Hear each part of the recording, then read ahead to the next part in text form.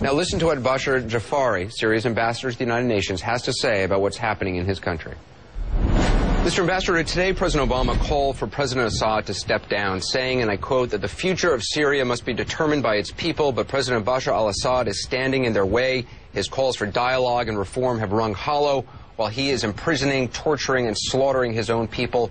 For the sake of the Syrian people, the time has come for President Assad to step aside. How do you respond? I think this is an unacceptable statement coming from an important heavyweight administration in the world affairs. We were expecting the American administration to go in a different direction, actually. Do you deny, though, that your president... Do you deny, though, that your president, his government, has imprisoned, tortured, and killed thousands of Syrian citizens in the past 5 months alone? I deny categorically, unequivocally, all these wrong references to bloodshed and killings taking place in my country, the way they are described by the media. We've seen countless videos of children with broken bodies returned after weeks in detention. We've seen people being shot at as they try to retrieve the dead and wounded bodies of their friends and families on the street. And we've seen protest after protest broken up with tear gas and security forces uniformed and not firing live ammunition to crowds. Are all of these lies? I have also a countless of other videos showing exactly the opposite. I'm not denying that we have losses of lives over there. I'm saying that we should be objective in our approach while analyzing what's going on in Syria. What's going on in Syria is that we do have an opposition, legitimate national opposition, and we are listening to their claims. But at the same time, we do have armed terrorist groups that are resisting the Syrian forces. Who are these armed terrorist groups? Crimes against civilians. Who are these armed terrorist groups, and why is it, after so many years in power, they've all of a sudden sprung up out of the blue? I mean, all of this began in Dara when some children were arrested and being held, and peaceful protesters came out after mosque one day calling for, asking for the children to be released, and they were fired upon. Some of them were shot dead. They weren't even calling for the government to be overthrown. They were calling for the kids to be released and then basic reforms. And now, because of the repression, because of the response by your government, it has escalated. The government is not running against the civilians. These civilians are our own people. We are there to protect them. But the government is running against the terrorist armed groups. What terrorist armed groups? Who are they? Who are they? Name them. Armed groups. Who are they? Yeah, those who have killed so far 500 officers and soldiers of our army, and police officers, and police soldiers, and security forces. Okay, again, you haven't named who these unnamed, mysterious armed terrorists are. They are the outcomes of the American-British invasion of Iraq, Anderson. They are the Salafists, they are the Takfiris groups, they are the Brother Muslim military wing. They are all these kind of extremist groups in the area. All of them spread all over the area after the American-British invasion of Iraq. But you have had I mean, your government has been in power since 2000. Before that, Bashar al-Assad's father was in charge. Very, restrictive governments. It seems incomprehensible that all of a sudden you have thousands of Salafists who are calling for the overthrow of the government. It just doesn't make logical sense. I mean, are you denying that there were peaceful protests, that there are peaceful protesters who have legitimate gripes, who have legitimate demands for basic dignity and freedom? The government allowed peaceful demonstrations to take to the street, and they are protected by the police. That's just, come on, sir, that's not true. You know that's not true. I mean, you're a very educated man. You simply know that is not true. In Dara, when people were asking for children to be released, you're telling me they weren't fired upon, they weren't killed? You don't know all the faces of the story, Anderson. Well, first of all, because you're not allowing us in. You're not allowing reporters to actually go to the front lines and see this. You're restricting reporters, so it's a little disingenuous to say you don't know the truth when you're not allowing the international community to see the truth. Anderson, this is wrong too, because we have allowed 3 delegations, big delegations of tourists and journalists and reporters to enter the country. You're right, and you keep them in Damascus or you control them very carefully. we don't control anybody. We are there to protect them from the armed groups. Sir, I've reported in Damascus, and I had a minder with me who watched everything I did and every single person I talked to, and that was at a time when you didn't allegedly have armed groups going around. So, I mean, to say that you're allowing free rein for reporters is just simply not true. Anderson, you are biased and taking side, and you shouldn't do that because I'm taking the side of the truth, and I got to say, I just think what you're saying, you have not offered any proof. This is not the truth. I am afraid this is not the truth. You are reporting what somebody told you. This shouldn't be done on CNN. Sir, I'm reporting what I've seen with my own eyes, and I've seen the corpses of little children who've had their penises cut off. I've seen their broken, battered bodies, and I've seen protesters trying to get the dead bodies and wounded bodies of their friends and colleagues and family members and complete strangers, and I've seen people being shot at while they're trying to retrieve bodies.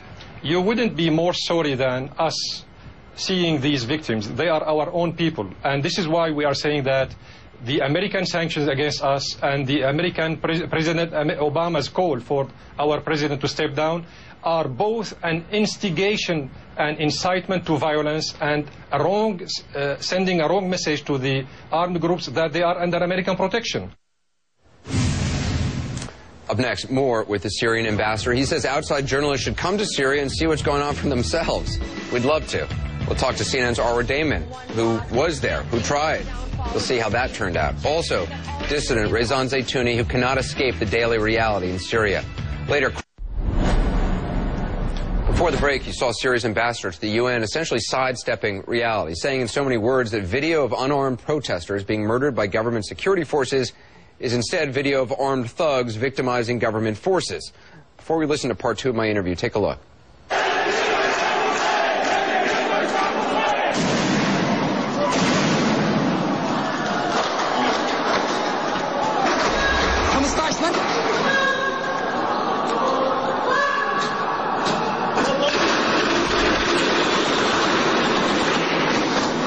Looks like protesters being tear-gassed and then fired upon on the streets of Homs this week.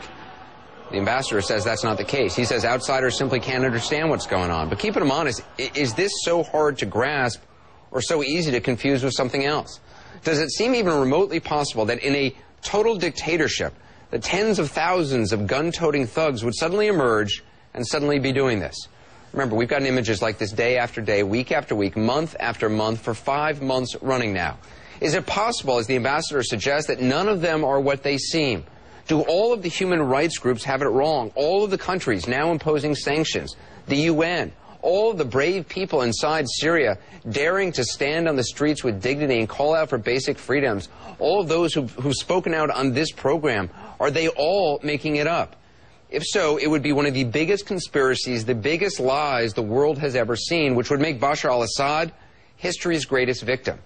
Is that what you believe is happening? Look at again, another many videos from Syria, and ask yourself, does that seem likely?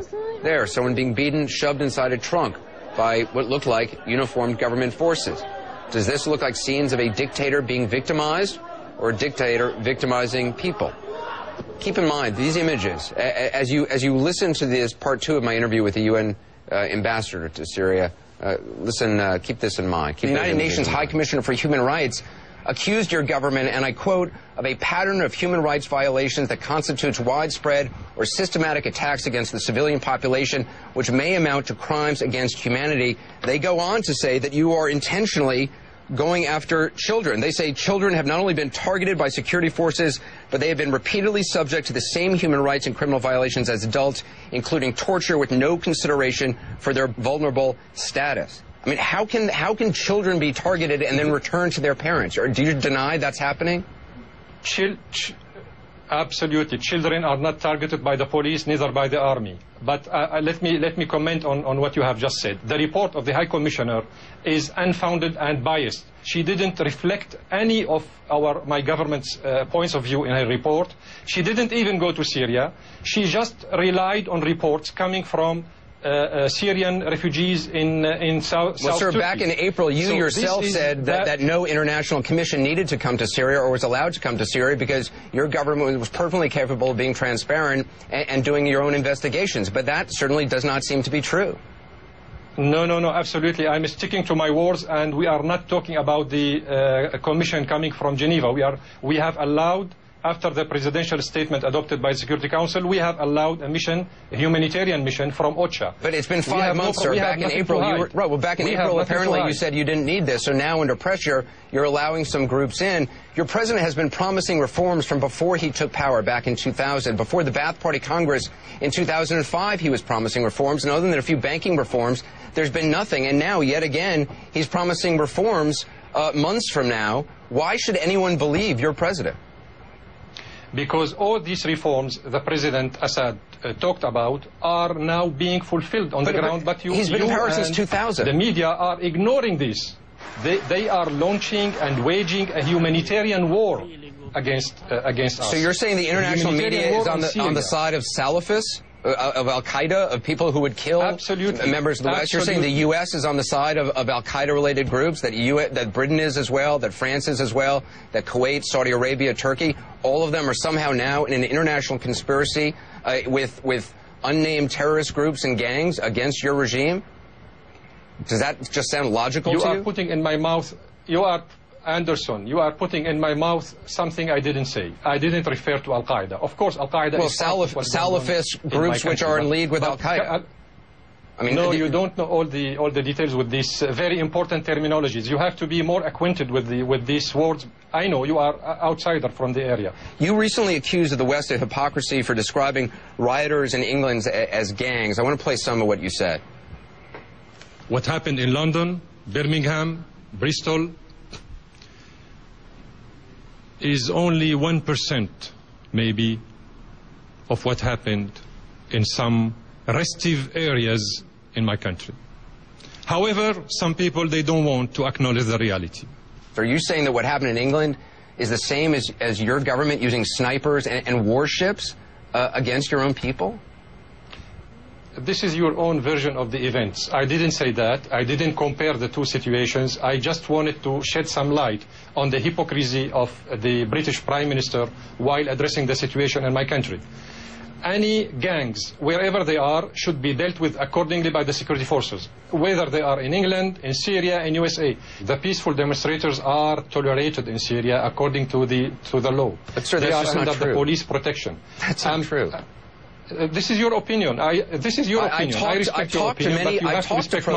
I've talked to protesters, I've talked to human rights activists inside Syria who say this is not true. A woman whose husband was arrested and kidnapped, taken away, and held for weeks and weeks without her having any knowledge of what happened to him. I've talked to these people.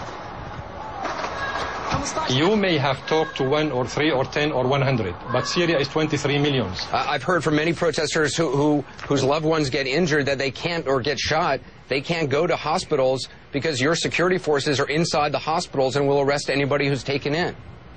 This is another lie, Anderson. This is wrong, because we have had many delegations coming to Syria, journalists, reporters, officials. Today we have almost 300 members of a Russian delegation, reporters, journalists, politicians. They visited everywhere in Syria, and they haven't seen any wrongdoings. They're not allowed to visit everywhere in Syria, and journalists are not allowed to visit everywhere in Syria. I know this. We have tried. This is wrong, Anderson. This is wrong. I'm sorry. This is wrong, because 72 reporters were in Syria just a couple of days ago. Yesterday, 60 other reporters came. And you're telling me they have absolute free access, they can go wherever they want, can talk to whomever they want, they could go to Dara, they can go to Homs, they can talk to protesters in the street, really? Absolutely, and you know what? The humanitarian mission of the United Nations is going to Syria on Saturday. And you will see with your own eyes that they will fulfill their mission and get back with a report. Ambassador, I appreciate your time, and I do appreciate you coming on. It's a difficult thing, and I appreciate you talking. Thank you. Thank you, sir.